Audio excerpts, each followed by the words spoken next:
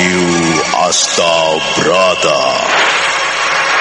Berlatar belakang sejarah Kesultanan Mataram, menggetarkan, mendebarkan, menggelorakan semangat, cinta, dan perjuangan umat manusia yang ingin menyibak misteri kehidupan ini.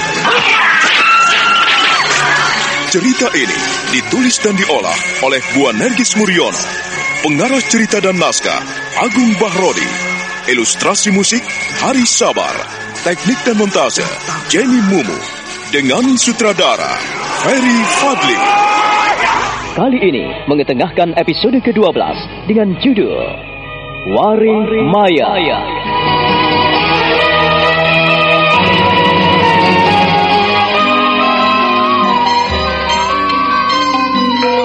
Ki Warih semakin tunduk menyembah. Ia tidak tahu mengapa Panembahan Nyokrawati selalu memberikan kepercayaan besar kepadanya. Seluruh bini sepuh Istana Mataram itu memperhatikannya. Eyang Mondorogo, Eyang Mangkubumi, Panglima Besar Mataram Martoloyo, dan para pati yang lain turut memperhatikannya. Di wismanya itu, ia semakin khusyuk memperhatikan apa yang dititahkan Panembahan Nyokrawati. Terus terang, aku bangga sekali kepadamu, Wari. Kami datang rame-rame ke sini memang punya maksud tertentu. Hamba Kanjeng Sinuwun, satu harapan kami agar kau segera pergi ke wilayah Surabaya. Tepatnya kau harus pergi ke Tuban. Ke Tuban? Benar, Ngeran aku. Saat ini pemerintah Mataram membutuhkan tenagamu. Sebab aku percaya kau bisa melakukan tugas ini dengan baik. Tidak ada yang lebih tepat selain dirimu, Wari. Kanjeng Sinuwun, apapun tugas itu apabila hamba mampu melakukannya, maka hamba siap mengerjakan tugas dan kewajiban itu. Terima kasih atas kesanggupanmu itu, Eyang Mondorogo. Mohon dijelaskan. Wari. Hamba, Eyang. Segera temuilah Randu Watang di Kadipaten Tuban. Randu Watang? Ya. Randu Watang adalah seorang prajurit pilihan di Mataram ini. Tepatnya, Randu Watang adalah seorang telik sandi pilihan yang kita tempatkan di Kadipaten Tuban. Lalu, apakah yang harus hamba lakukan, Eyang Mondorogo? Apa yang harus hamba sampaikan kepada Randu Watang? Pertama, kau harus memberitahukan tentang operasi rahasia di Surabaya yang telah berhasil dengan baik, yang telah dikerjakan oleh anak Mas Mangkubumi. Yang kedua, kau harus beritahu kepadanya agar ia melaksanakan tugas lebih baik. Sebab dalam waktu dekat kita akan memberikan pelajaran pada Eyang Kiri. Hanya itu, Eyang Mondorogo? Ya, tugas selanjutnya adalah memetakan perjalanan yang lebih gampang selama kau menuju ke Tuban. Kau harus memberikan pemetaan wilayah yang kau lewati. Setelah itu, serahkan sepenuhnya pada Randu Watang agar melanjutkan tugasmu itu. Hamba, Eyang Mondorogo. Maaf, apabila ini mengganggu tugas dan kewajibanmu sehari-hari sebagai seorang seniman. Tetapi kami memilih kau sebagai seorang utusan, sebagai duta negara, karena kami bisa melihat kau adalah orang yang terbaik, orang yang tepat untuk kami pilih. Dan semua ini telah disampaikan oleh Angger Prabu. Maafkan aku, Wari, jika harus menyampaikan keberadaanmu pada Dewan Bini Sepuh Istana Mataram ini. Tidak ada yang tahu kecuali kami. Kau percaya kepadaku? Hamba Kanjeng Sinuwun, hamba percaya dan hamba memegang teguh janji setia Kanjeng Sinuwun. Aku percaya kau akan berhasil melakukan tugasmu sebagaimana kau menunjukkan kemampuanmu kepada kami semua. Lalu, kalau bisa, besok pagi kau harus berangkat. Setelah mendapatkan tugas berat itu, semalaman suntuk Ki Warih tidak bisa memejamkan matanya. Ia merencanakan segala tugas dan kewajibannya. Di samping itu, ia juga berusaha menyelesaikan persoalan pribadinya yang cukup berat menggantung dalam hidupnya. Pada pagi hari, ketika ia bangun dari pembaringan, ia terkejut sekali. Ayah, Sukmo, dari mana saja kau? Ayah, biasa, menjalankan tugas dan kewajiban sebagai seorang lelaki. Apa maksudmu, anakku? Saya habis menjemput Nenek Sorok dan Roro Sunti, tetapi Nenek Sorok tidak bersedia ikut. Jadi yang ada di atas dokar itu adalah Roro Sunti? Lalu siapa yang digendongnya? Dia adalah cucumu, ayah.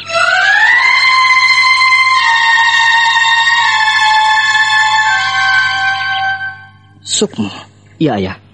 Dia cucumu. Namanya Jokololo. Jokololo? Benar, ayah. Mengapa ia kau beri nama Jokololo? Tidak diberi nama yang lain?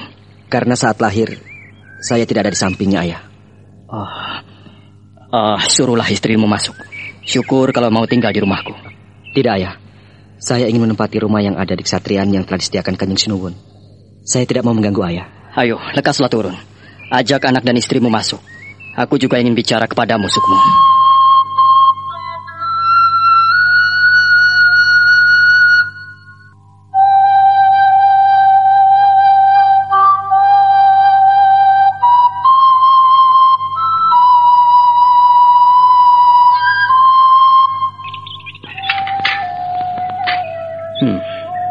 Siapa perempuan itu? Anak siapa, Angger? Dia adalah anak Ki Srenggi. Ayah tahu siapa Ki Srenggi? Siapa yang tidak mengenal Ki Srenggi, anakku? Aku mengenalnya dengan baik.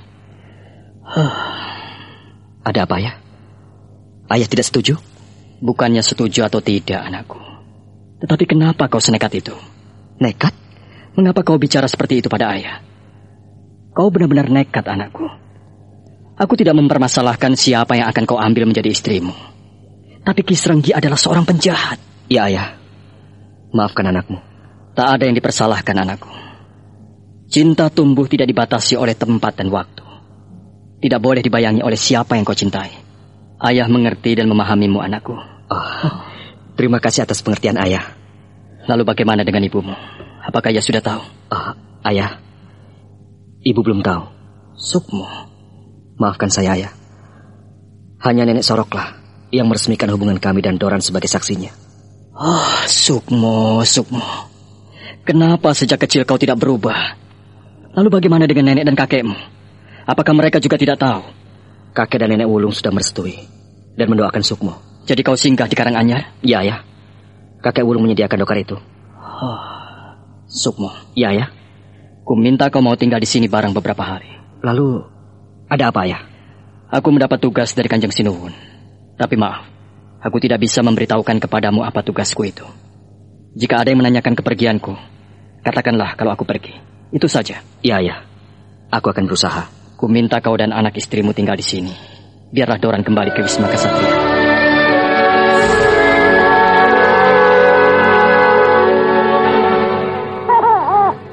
Kau lapar, sayang? Kau haus? Sebentar ya, Ibu akan siapkan makanan untukmu. Roro Sunti. Paman. Ayo. Ayah, dia adalah bapakmu. Orang tua kita, Sunti. Bagaimana? Iya, Ayah. Ku minta kau mau tinggal di sini barang beberapa hari bersama Sukmo dan anakmu. Aku akan pergi barang beberapa hari. Iya, jagalah baik-baik anakmu. Aku pergi dulu. Iya, Pak. Ayah.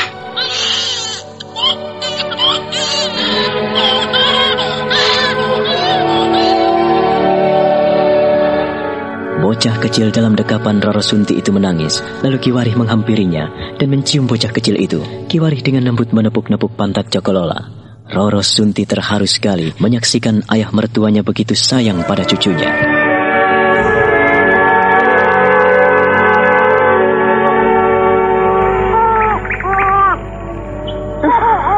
Terima kasih, Duk Gusti. Benarkah apa yang diucapkan Kakang Sukmo? Bahwa ada yang masih mau mendengarkan suara hatiku dan ikut merasakan betapa pedihnya hati ini. Matur nuwun, Duk Gusti. Cokololo, tenang ya. Kakek mau pergi. Jaga di rumah baik-baik. Kau baru datang dari Alas Dowo. Kau tentu capek sekali. Jaga di rumah ya, bersama ibu dan bapakmu. Kakek akan pergi. Roro Sunti. Iya, Ayah. Jaga anakmu baik-baik. Iya, Ayah. Maafkan aku apabila merepotkanmu. Sebetulnya aku tak ingin meninggalkanmu bersama anak dan suamimu di sini sendiri. Lebih-lebih kalian baru datang. Tidak apa, Ayah. Karena tugas ini sangat penting dan aku harus buru-buru pergi. Maka aku minta pamit. Doa restu saya dan semoga Ayah berhasil. Terima kasih atas doa restumu. Terima kasih Cokololo atas salam dan doa restumu. Sukmo, aku pergi dulu. Selamat jalan ayah. Selamat bertugas. Gusti yang Maha Agung menyertai ayah. Terima kasih. Jaga anak dan istrimu baik-baik. Aku pergi. Sukmo mengantarkan kepergian ayahnya sampai di depan pintu pagar. Ki Warih melangkah cepat dan tak berpaling lagi. Sukmo pun kembali menghampiri Roro Sunti yang sedang menyusui Cokololo.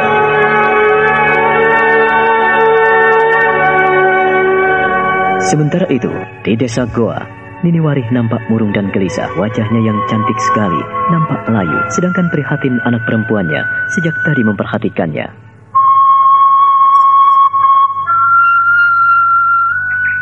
Kakak, bagaimana keadaanmu? Kau selalu menghantui hidupku, Kakak. Aku tidak pernah tenang. Ibu, prihatin, kenapa tidak ikut kakek ke sawah? Kakek bilang agar prihatin menemani ibu. Menemani ibumu? Iya, ibu. Ibu butuh teman. Sedangkan kakek juga ditemani nenek. Prihatin tidak boleh sering bersama kakek. Kenapa, Prihatin? Karena ibu selalu sendiri, sedih dan selalu menangis. Kalau ibu terus bersedih, bagaimana? Kan Prihatin ikut sedih. Anakku, ibu tidak pernah sedih, sayang. Ibu selalu berbahagia di sisimu, bersamamu, bersama nenek dan kakek. Ibu kenapa selalu menangis? Selalu sedih. Kata kakek dan nenek, ibu makin kurus. Padahal orang yang kurus kan tidak cantik, Bu. Ibu kurus tidak apa-apa, asal Prihatin gemuk dan pintar, dan cantik. Mengapa ibu selalu sedih dan melamun? Apa yang ibu pikirkan? Prihatin, ibu tidak memikirkan apa-apa, sayang. Ibu memikirkanmu, bagaimana agar kau tumbuh menjadi seorang gadis yang pintar dan cerdik. Ibu selalu menyembunyikan sesuatu di depan Prihatin. Maafkan Prihatin ya, Bu. Apabila selama ini Prihatin menyusahkan ibu. Tidak, Nduk. Kau tidak pernah menyusahkan ibu. Kau pintar dan baik. Kau tak nakal. Kan Prihatin bersama kakek, tak pernah bersama ibu. Namanya saja seorang cucu. Tentu saja pantas apabila bergaul dengan kakeknya lebih dulu. Tidak, kau tidak bersalah, Nduk. Prihatin, Nduk, Prihatin. Prihatin sedih, Bu. Kenapa sedih? Kenapa? Dari kecil sampai sebesar ini, kakek Prada tidak pernah membentak Prihatin. Tapi tadi pagi, Prihatin dibentak. Kok begitu? Habis katanya Prihatin tidak mau memperhatikan ibu. Maafkan Prihatin ya, Bu. Anakku, Ger. Kau tidak bersalah pada ibu. Kau tidak bersalah, Ger. Ibu justru senang kau dekat sekali dengan kakek dan nenekmu. Kok ibu menangis? Kenapa? Karena ibu bahagia, Nduk. Bahagia sekali bisa memelukmu dan menciummu, bisa membelaimu. Kalau bahagia, kenapa mesti menangis, Bu? Anakku, inilah hidup, Ger. Suatu ketika kau akan tahu, sedih atau gembira, berduka atau bahagia, manusia akan meneteskan air mata. Mengapa begitu, Bu?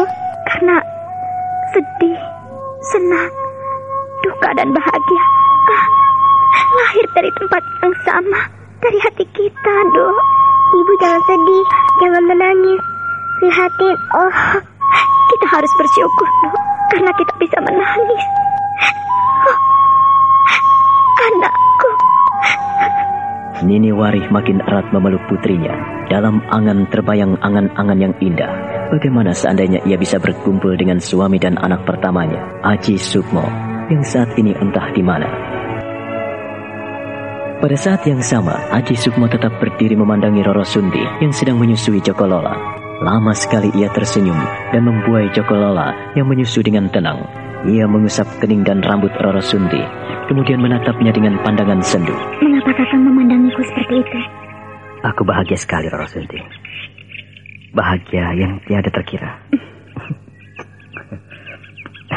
Kakang, aku baru menyusui anakmu. Justru itulah aku ingin jauh lebih menyayangimu. Aku teringat pada ibuku. Aku teringat ketika aku masih menyusu. Dan aku masih ingat bagaimana ia menimangku. Aku disayang-sayang dalam pangkuannya, dan aku melompat-lompat dalam kasih sayangnya. Ya, aku sering membuatnya risau. Aku sering membuatnya senantiasa bahagia. Dan semua itu menyentuh hatiku. Lalu, di manakah sekarang ibumu, Kakang? Itulah, untuk saat ini, aku merencanakan agar suatu ketika Yang Maha Kuasa mempersatukan kami kembali. Kakang, ya. Aku turut prihatin atas semua ini. Maafkan aku tentang kepedihanmu memikirkan Bibi Wari.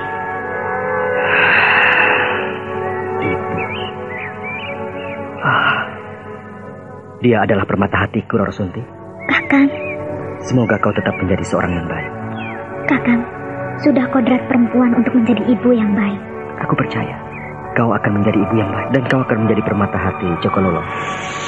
Haji Sukmo makin berdesir ketika menatap Jokolola dan Roro Sunti semakin seksama. Ada sesuatu yang aneh yang menyelimuti alam batinnya. Ia sulit menguraikan hal itu hingga ia terpaku di hadapan Roro Sunti. Tangannya terulur membelai lembut rambut Roro Sunti.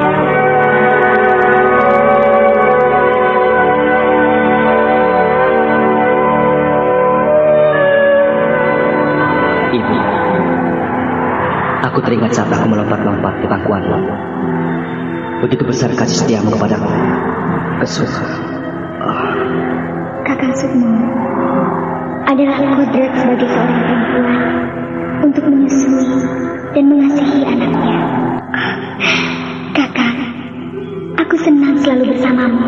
Kesuma, kau... Iya, Kakang. Kesuma tidak akan pernah ingkar janji.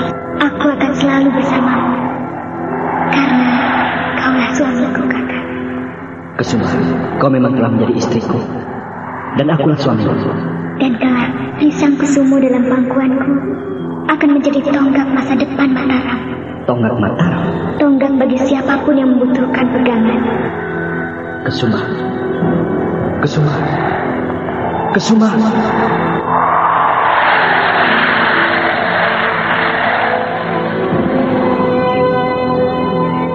Kakang? Kakang?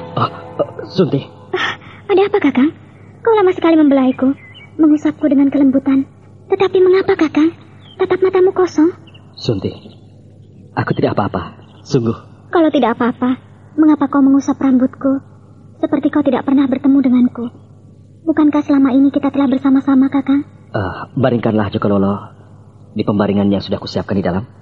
Biarlah ia bermain-main sendiri, merangkak-rangkak sendiri, dan belajar mengenal kehidupan sendiri. Ada apa, Kakang? Aku ingin berbincang denganmu, hanya berdua. Bukankah lebih baik kita bertiga, Kakang? Jokololo, biar ikut merasakan bagaimana sentuhan kasihmu yang tulus. Iya, baiklah. Kalau itu yang kau inginkan. Haji Sukmo akhirnya bersujud di depan Roro Sunti sambil mengusap-usap Jokolola yang begitu tenang menyusu ibunya. Hati Haji Sukmo terasa tentram dan damai. Pada saat itulah ia merasakan arti kehidupan yang sebenarnya, tentang kasih sayang dan cinta kasih orang tua pada anak-anaknya. Sementara itu, perjalanan Kiwari sudah sampai di Wisma Kepatihan di Istana Tuban. Di Kadipaten Tuban, ia segera menemui Randu Watang di wismanya.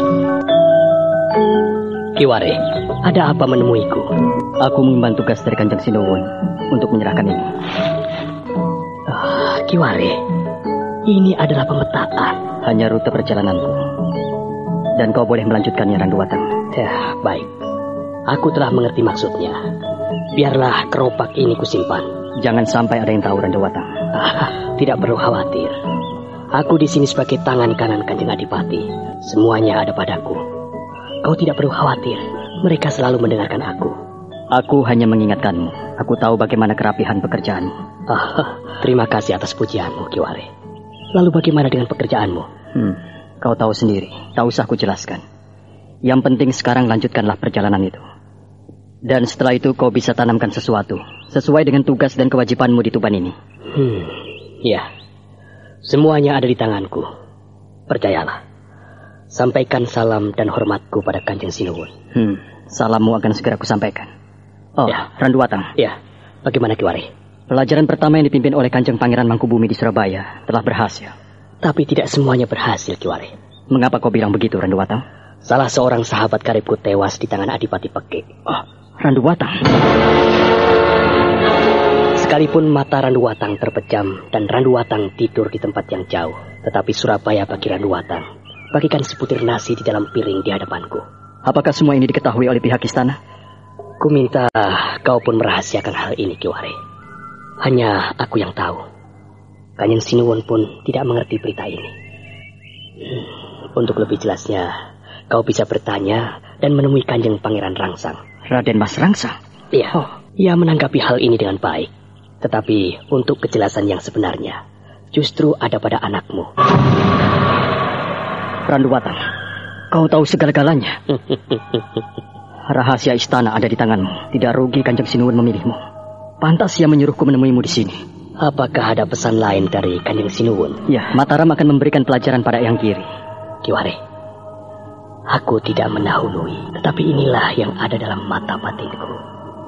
Kau dan aku sama-sama tua untuk melihat zaman. Mataram tidak boleh mendahului kehendak Yang Maha Kuasa.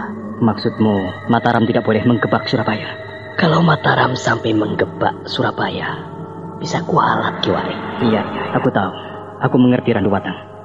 Eyang Giri adalah sesepuh para kawulo di Jawa Dwipaya. Kanjeng Sinuwun melihat keteledoran dan kesalahan Eyang Giri, memberikan kebebasan dan keleluasaan pada orang-orang asing yang singgah di Surabaya, hingga ia tidak memperhitungkan kehadiran Mataram yang semakin besar dan diperhitungkan oleh kerajaan-kerajaan yang ada di Indonesia ini. Iya, terima kasih atas perhatian itu. Aku paham. Hanya itu yang bisa kusampaikan, dan aku mengucapkan terima kasih atas segala penilaianmu. Semoga aku bisa menjabarkan hal ini pada Kanjeng Sinuwun. Ini suatu pesan rahasia, tetapi para pinisepuh Istana Mataram pantas untuk mengetahuinya. Untuk selanjutnya, kau tahu bagaimana keberadaanku di Tuban. Hanya itu, Kiwari. Kalau begitu, tak ada yang perlu kubicarakan lagi. Aku akan kembali ke Mataram. Minta kau hati-hati, Kiwari. Maksudmu? Dalam menghadapi orang-orang dalam. Terima kasih atas perhatianmu, Randu Watang. Dan yang paling utama adalah orang-orang yang dekat dengan Kanjeng Sinuwun. Ku minta kau tetap ada di dekatnya. Awasi dengan baik. Iya. Di samping itu, kau harus melihat keberadaanmu di sisi Kanjeng Sinuwun. Kau bisa menghadapi masalah besar, Kiwari. Aku mengerti. Nah, terimalah rontal ini sebagai tanda aku telah menerima apa yang kau berikan, dan Kanjeng Sinuwun akan mengetahui hal ini. Kiwari menerima selembar rontal dari balik baju Randu Watang. Telik Sandi Utama Mataram yang ditempatkan di Kadipaten Tuban itu ternyata telah melaksanakan tugas dengan baik, dan ia bisa membaca segalanya, bahkan seluruh yang ada di Surabaya. Ia begitu mengerti dengan jeli. Randu Watang tersenyum pada Kiwari saat Kiwari terpana menatap wajahnya dan menerima rontal dari tangannya. Segeralah kau kembali ke Mataram. Pasti Kanjeng Sinuwun tidak sabar menerima berita tentang tugasku ini. Aku berjanji untuk melaksanakan tentang pemetaan yang ditugaskan kepadaku. Baik, Randu Watang. Tetapi aku ingin sedikit bertanya. Rahasia apa sebenarnya yang telah dipegang anakku? Berilah aku sedikit mengerti tentang rahasia itu. Kau bisa menanyakannya kepada anakmu, Kiwari. Percayalah, kalau dia anak yang baik, dia akan mendengarkanmu. Tapi itu rahasia negara. Justru itulah. Tapi kau harus ingat, mengapa Kanjeng Sinuwun memilihmu? Kanjeng Sinuwun memilihku karena beliau percaya kepadaku. Karena aku bisa disuruh. Itu saja. Nah, lakukan hal itu sebaik-baiknya. Orang akan menyuruh kita kalau orang itu percaya kepada kita, dan kita yang disuruhnya dapat dipercaya. Randu Watang, tolong katakan sedikit kepadaku mengenai rahasia itu. Apa yang dipegang anakku? Ya, baiklah. Agar kau tidak penasaran, tolong katakan, bagaimana kematian Bajut di Istana Sedekari?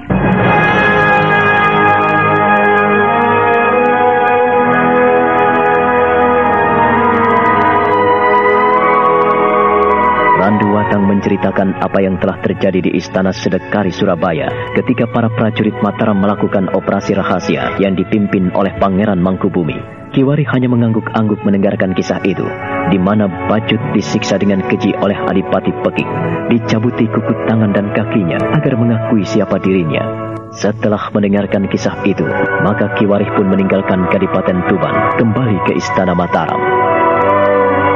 Sekembali dari Kadipaten Tuban, Kiwari langsung menemui anaknya agar menjelaskan apa yang dihadapi para prajurit rahasia Mataram di Surabaya ketika melakukan operasi rahasia di bawah pimpinan Pangeran Mangkubumi.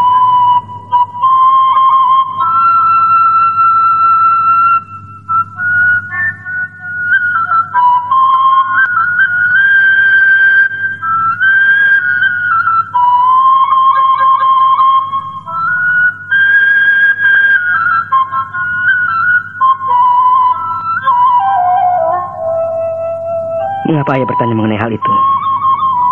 Ini rahasia negara, dan tak seorang pun boleh tahu. Tapi ayahmu telah tahu, Sukmo. Dari mana ayah mengetahui hal ini? Itu tidak penting, anakku. Yang jelas sekarang kematian salah seorang telik sandi yang dirahasiakan itu bisa menimbulkan bencana. Iya, kematian Bajut bisa menjadi bencana bila ayah membocorkan hal ini kepada Kanjeng Sinuwun. Sukmo. Tapi Sukmo tahu, ayah seorang yang setia pada janji dan sumpahnya. Ayah tidak akan pernah membuka rahasia ini kepada Kanjeng Sinuwun, bukan?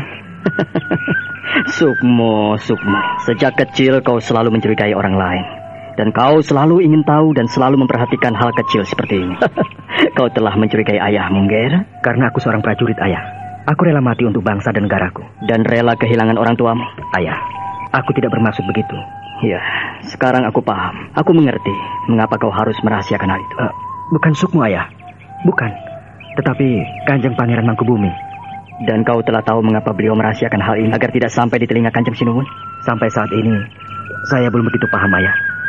Kenapa kadang-kadang kenyataan lain dengan apa yang dibicarakan? Sukmo, jikalau kau ingin menjadi besar, maka catatlah ini baik-baik. Mengapa Kanjeng Pangeran Mangkubumi merahasiakan kematian Bacut? Ayah tahu? Sekedar untuk peganganmu, anakku. Kematian Bacut yang sangat mengerikan itu adalah penghinaan bagi Mataram. Iya, Sukmo tahu hal itu, Ayah. Kedua, Eyang Mangkubumi tidak mau mukanya tercoreng di hadapan ponakannya sendiri. Iya, Ayah. Dan ketiga, kematian Bacut tidak akan dipermasalahkan karena dia dianggap hilang dan tidak bisa menjalankan tugasnya dengan baik. Karena ketahuan oleh Adipati Pekik. Keempat, penghinaan Surabaya atas Mataram ini akan menjadi besar dan Kanjeng Sinuwun akan semakin tidak sabar untuk menggebuk Surabaya dengan perang. Akibatnya akan lebih parah. Peperangan besar akan terjadi dan hal itu tidak baik. Oh, Gusti yang Maha Agung.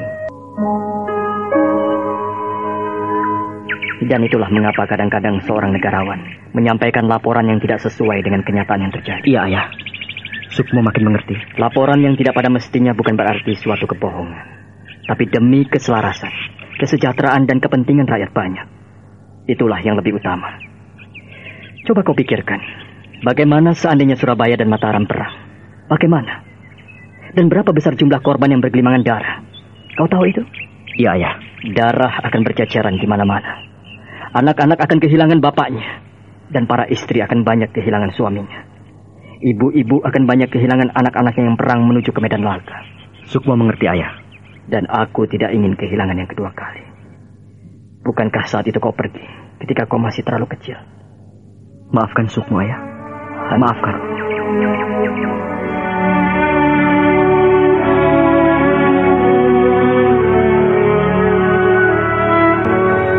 Entah mengapa, kerinduan yang besar itu tiba-tiba menggelora di dada anak dan bapak itu. Sukmo dan Ki Warih berangkulan, berpelukan lama sekali tanpa kata-kata. Dari sudut-sudut mata mereka meluncur butiran air mata. Pada saat itulah tergambar dengan jelas Nini Warih membayang-bayangi kehidupan mereka.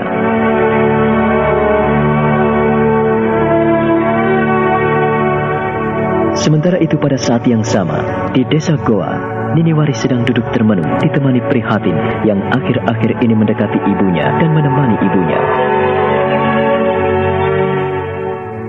Ibu, iya Nduk, kata teman-teman, prihatin punya seorang ayah dalang. Dia katanya pintar seperti kakek Ulung. Lalu kenapa? Kalau prihatin punya ayah seorang dalang, mengapa tidak pernah pulang? Ayah dan kakekmu adalah kakek Prada. Kau jangan macam-macam. Mengapa ibu bilang begitu? Prihatin kan hanya bertanya, benar tidak? Iya, kau memang punya ayah seorang dalang. Tapi ayahmu telah pergi ketika Mataram berperang melawan Demak Bintoro. Sampai sekarang, ayahmu tak kembali. Maksud ibu, ayah meninggal ikut menjadi korban perang? Ibu tidak tahu persis, anakku. Andaikan ayah masih hidup, pasti ia akan datang ke sini. Akan bercerita tentang wayang, tentang Gatot Kaca yang bisa terbang itu ya, Bu? Iya, Nduk. Kalau kau ingin bercerita dengan kakek Wulung dan minta diceritakan masalah Mahabharata dan Ramayana, atau masalah cerita-cerita carangan, ibu bisa mengajakmu ke Karanganyar. Kakek Wulung juga sayang sama prihatin. Iya, makanya kalau kau ingin mengetahui banyak tentang wayang, ibumu bisa mengajakmu ke sana. Ayo, kalau kau ingin ke sana, ibu akan mengantarmu. Ayo. Lalu bagaimana dengan nenek dan kakek Prada? Ibu akan meninggalkan pesan pada tetangga sebelah. Sudah, ayo. Kalau kau kangen pada kakekmu, ibu akan mengantarmu ke Karanganyar. Ayo, Nduk, kita ke rumah kakek Wulung. Tanpa banyak kata lagi, prihatin akhirnya mengikuti ibunya menuju ke Karanganyar. Gadis kecil itu memang pintar dan jeli sekali melihat sesuatu yang ada di sekelilingnya. Nini Warih menjadi sedih sekali saat menuntun anaknya menuju ke Karanganyar, tempat kakek Wulung.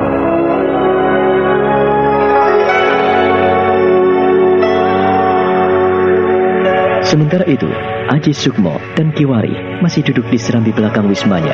Lama sekali mereka hanya diam membisu, menikmati semilir angin yang menyapu wajah mereka.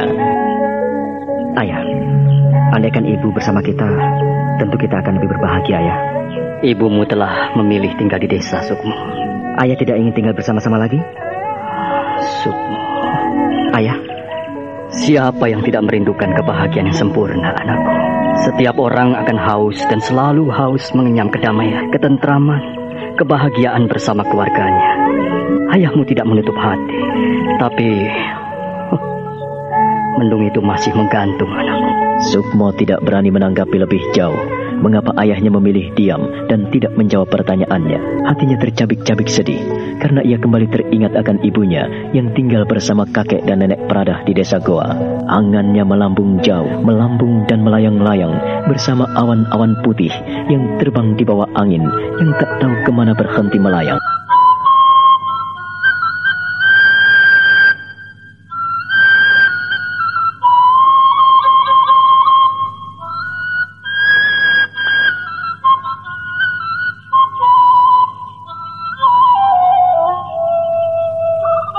Maafkan Sukmo, Ayah, karena menyinggung hati Ayah. Tak ada yang perlu dimaafkan, Sukmo. Tak ada yang bersalah. Tetapi Aji Sukmo selalu membuat hati sedih, Ayah. Tidak. Menurut Ayah, kau adalah anak yang baik. Weruh sadurunging winara. Ayah, seperti hati orang tuamu ini, kau pun tahu. Kadang-kadang dilanda kesunyian, kesepian bila malam tiba. Jika ayahmu tidak nyungging wayang dan sibuk dengan pemetaan Mataram, entahlah apa jadinya. Ayah tidak boleh berlarut-larut. Jikalau ayah ingin kembali bersama ibu, Sukmo akan selalu berusaha. Terima kasih atas pengertianmu, Ger. Dan terima kasih atas segala apa yang kau berikan pada ayah. Tapi biarlah dulu. Maafkan ayahmu. Sukmo yang minta maaf, Ayah. Sukmo yang bersalah karena membuat sedih hati ayah. Tak ada yang salah, anakku. Memang begitulah hidup ini.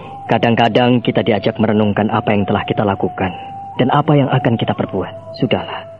Ku minta kau tidak terlalu berat memikirkan persoalan ayahmu ini. Aku akan menghadap Kanjeng Sinuwun untuk melaporkan tugas dan kewajibanku yang telah rampung. Ayah, terima kasih atas pengertianmu.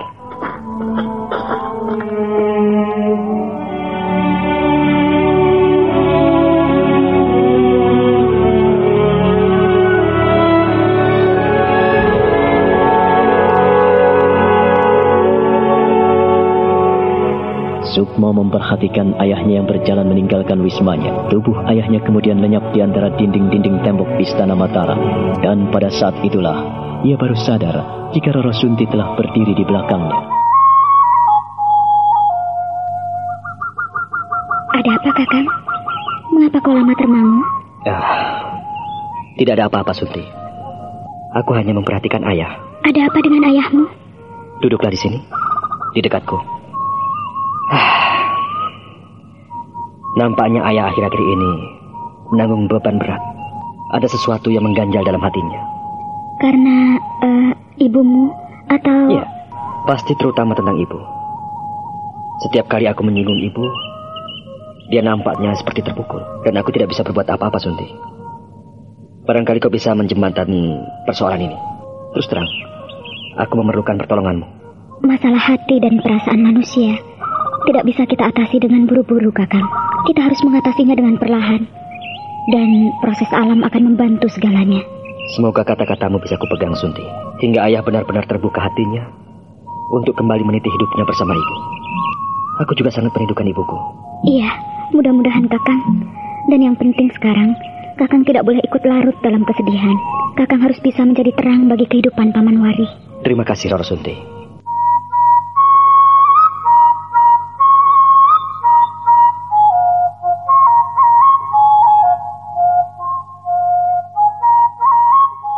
Aji Sukmo merengkuh Roro Sunti. Ia seakan-akan memiliki pelita dalam kegelapan saat bersanding dengan Roro Sunti yang mulai terbuka hatinya. Roro Sunti mengusap-usap punggung tangan suaminya. Sementara itu, Kiwarih telah sampai di ruang Praboyakso. Di Wisma Praboyakso itu, ia langsung menghadap Panembahan Nyokrawati di Dampar Kencono. Panembahan Nyokrawati bangkit dan mendekati Kiwarih bagai seorang sahabat yang lama tak bertemu. Terima kasih atas tugas yang telah kau kerjakan dengan baik. Jadi aku tidak boleh menggebuk Surabaya dengan peperangan. Benar, Kanjeng Sinuwun. Hanya itu, Wari? Iya, Kanjeng Sinuwun. Aku juga tidak bodoh, Wari. Aku telah berpikir keras mengenai hal ini. Aku tak mungkin bertindak ceroboh dan aku tidak mungkin berani dengan sesembahan kawulo di Jawa ini. Eyang Kiri adalah tonggak bagi perjalanan umat manusia di Jawa Dwipa ini, terutama bagi kaum muslimin semuanya. Hamba juga percaya jika Kanjeng Sinuwun telah memiliki pemikiran seperti itu. Tapi setidak-tidaknya Randu Watang mengingatkan Kanjeng Sinuwun, jangan sampai di hadapan sidang para pinisepuh istana dan para pamung praja Kanjeng Sinuwun jatuh. Sungguh elok pesan dan peringatan Randu Watang. Aku semakin salut kepadanya. Aku simpati kepadanya. Dia cukup lama kami tempatkan di Tuban, tetapi tidak sedikit pun rahasia yang bocor. Dia orang yang bisa kita percaya, Kanjeng Sinuwun. Iya, jika aku punya 10 orang seperti dia, Mataram pasti akan menguasai Nusantara ini, dan aku berjanji untuk itu.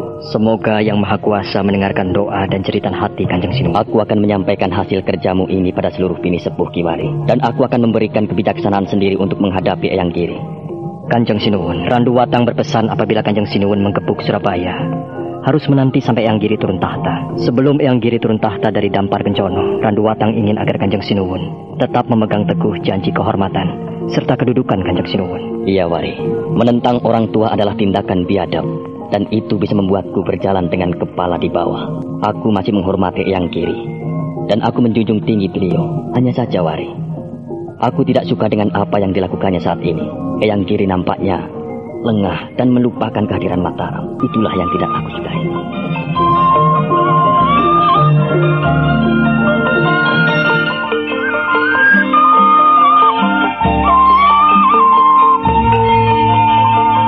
Harap maklum, Kanjeng Sinuwun, Eyang Giri telah rabun.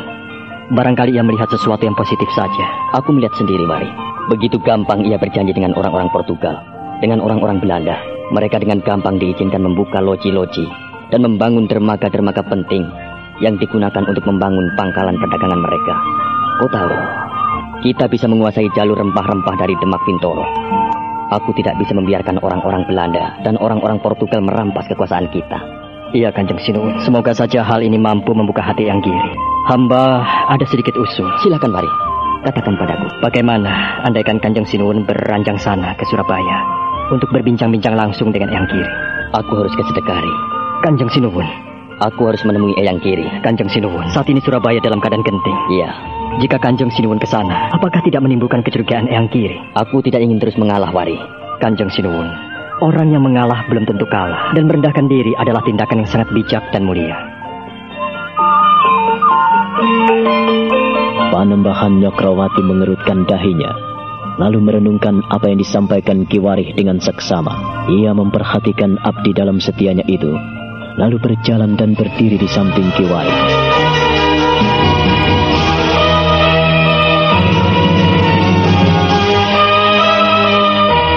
Nah, bagaimana kisah selanjutnya? Saudara pendengar, silahkan menunggu seri berikutnya dalam serial Wahyu Astabrata ini pada episode ke-13 yang akan datang dengan judul Dwi Rupo Janmo. Sampai jumpa.